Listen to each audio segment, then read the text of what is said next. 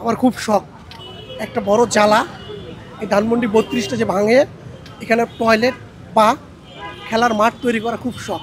কালকে এসেছিলাম, গতকালকে এসেছিলাম, আজকেও এসেছি এটা ভাঙার জন্য। এরকম পরিস্থিতি পাইনি। আর এখানে সেনাবাহিনী পাহারা দিয়ে কী করবে? এটার ভিতরে তো কিছু নাই, এটা শুধু শুধু সেনাবাহিনী এখানে পাহারা দিচ্ছে।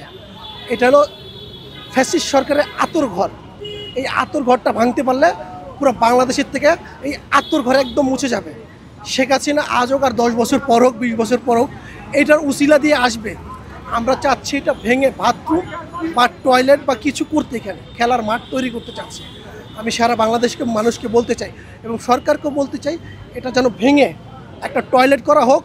এই যে এখানে 32 নম্বর যেই এখানে একটা ধানমন্ডি লেক আছে, এই লেকের যেন মানুষ ঘুরতে আসে, এখানে আসে যেন টয়লেট করতে পারে। আমরা যে মক্কায় হজ করতে যাই, হ্যাঁ, সেখানে গুলো এই যে আল্লাহর নবীর যে চাচা আবু জাহেল, তার বাসাটাগুলো এখন টয়লেট করা। আমরা চাচ্ছি এটা যেন টয়লেট সিস্টেম থাকে। আমি সারা বাংলাদেশের মানুষকে বলতে চাই যেন এই 32টি যেন ভেঙে দেওয়া হয়, খেলার মাঠ তৈরি করা হয়। এটা যেন ভেঙে টয়লেট না হলে খেলার মাঠ তৈরি করা হয়।